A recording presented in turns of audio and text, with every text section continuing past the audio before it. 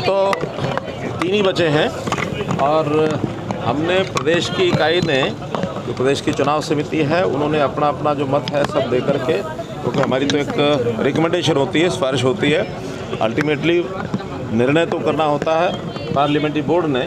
तो parliamentary board की next meeting एक आध दिन में होगी और मुझे लगता है कि अगली मीटिंग के अंदर सभी बची हुई 23 की 23 सीटों का निर्णय हो जाएगा। कई सीटों पर नाराजगी चल रही है सर, करणदेव कंबोज, अशोक सुखीजा, रेणुबाला गुप्ता और भी तमाम नाम। देखिए, लोकतंत्र है और लोकतंत्र में बहुत से ऐसे कार्यकर्ता होते हैं जिनके मन में होता है कि मुझे चुनाव लड़ना है और वो चुनाव जीत भी सकते हैं।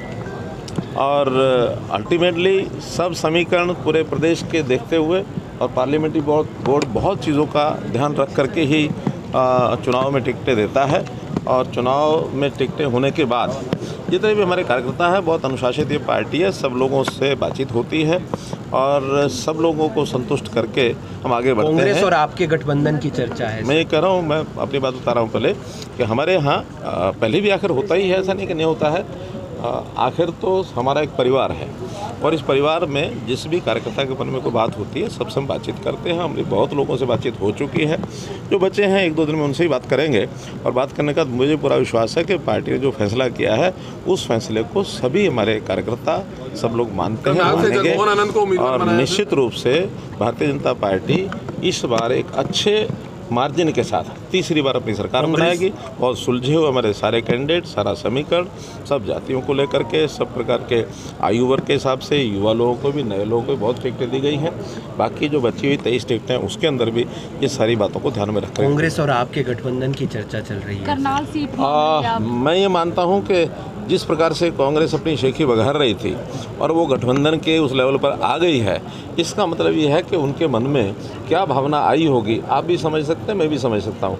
कहीं ज़मीन पर उनकी पकड़बंदी दिख नहीं रही है, उन्होंने एक प्रकार से अपनी हार जो है वो मान ली है। करनाल से स्थानीय उम्मीदवार हैं जगमोहन आनंद, उनको टिकट दिया गया है, लोगों से क्या कहना चाहेंगे? मैं जगमोहन आनंद जी को शुभकामना देता हूँ, बधाई देता हूँ और बाकी सारे लोग भी हमारे साथ हम सभी इकट्ठे मिल करके, और चूँकि मेरे पास भी एक दायित्व यहाँ का है, मैं यहाँ का सांसद हूँ, इस नाते सब मिल करके और अपनी जितनी भी यहाँ की 9 की 9 सीटें हैं, कम से कम मैं अपनी ओर से तो 9 की 9 सीटें कह सकता हूँ, करनाल के कार्यकर्ताओं की ओर से मैं विश्वास दिला सकता हूँ कि हम इस सीट को जगमोहन आनंद जी के जो ये सीट हमने तय की है, इनको बड़े मान्यता से सब लोग। विनेश जुलाना से चुनाव लड़ रही हैं सर। कहीं कुछ नहीं है और वो मुझे पता लग रहा है कि वो भाग भी रही हैं वहाँ से, वो टिक भी नहीं रही हैं। उन्होंने खुद मना किया कि मैं जुलाना से न बदल रही है और कोई सीटों की भी ऑफर। कन्हैया मित्तल, जिनके साथ आपने डांस किया था करनाल के अंदर, वो कांग्रेस में जा रहे हैं। अब मैं इसमें कुछ कह नहीं सकता किसी के बारे में। देखिए, कोई कांग्रेस में जाता है, भारतीय जनता पार्टी में आता है, ये सबके अपने मन का एक विचार होता है